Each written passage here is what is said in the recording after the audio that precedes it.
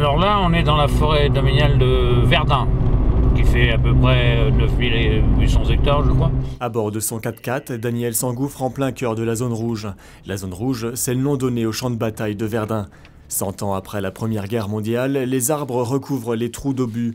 Mais sous terre, de nombreuses munitions gisent encore, non explosées. Le souci, c'est que certains obus refont aujourd'hui surface.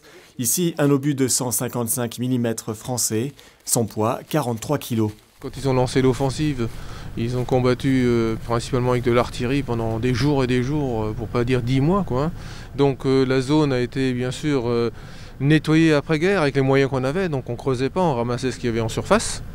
Donc ça, le travail a été bien fait, mais après, en fin de compte, ne disposant pas d'autres moyens, la zone a été déclarée zone rouge, tout simplement parce qu'on ne pouvait pas la remettre en état pour les cultures. Et donc, ce qui était en terre reste en terre. Avec le temps, mais aussi avec l'exploitation forestière, de nombreux obus sont mis à jour. Pour éliminer ce danger, les démineurs du centre de déminage de Metz interviennent régulièrement dans la forêt domaniale de Verdun, au moins une fois par semaine.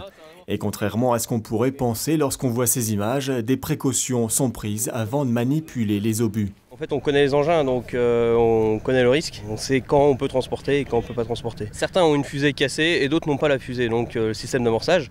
Donc à partir du moment où le système d'amorçage n'est plus en place, le danger est déjà réduit. Ça, c'est une chose à identifier en premier. Bien évidemment, il est formellement déconseillé à toute personne de manipuler un obus. Son signalement doit être effectué auprès d'une mairie.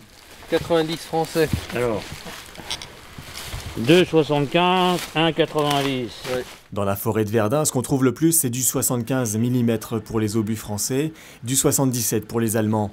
Mais là, un peu plus loin, le long d'une traverse nouvellement créée, c'est un obus un poil plus gros qui a été signalé par les agents forestiers. Inscrit à la bombe de peinture, l'acronyme TPAC-PC pour « Touche pas à ça petit », vous déduirez le dernier mot. Donc on a un obus français là qui doit faire à peu près du 220 mm.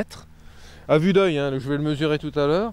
Donc là c'est quand même un obus qui fait quasiment 100 kg. Hein. Donc vous imaginez un peu ce que les tranchées, ce qu'elles pouvaient recevoir comme munitions, avec quelle violence ça arrivait. Bon, on va le prendre, on va le rouler au plus près. Du 21 février au 16 décembre 1916, plus de 30 millions d'obus ont labouré le champ de bataille de Verdun. 2 millions rien que pour les premières 48 heures. Chaque année, plus de 20 tonnes de munitions sont ramassées par les démineurs de Metz. Des munitions acheminées et détruites sur le camp militaire de Suippes dans la Marne. En tout cas, les démineurs n'ont pas fini de dépolluer cette zone rouge. Une nouvelle intervention est déjà programmée pour la semaine suivante.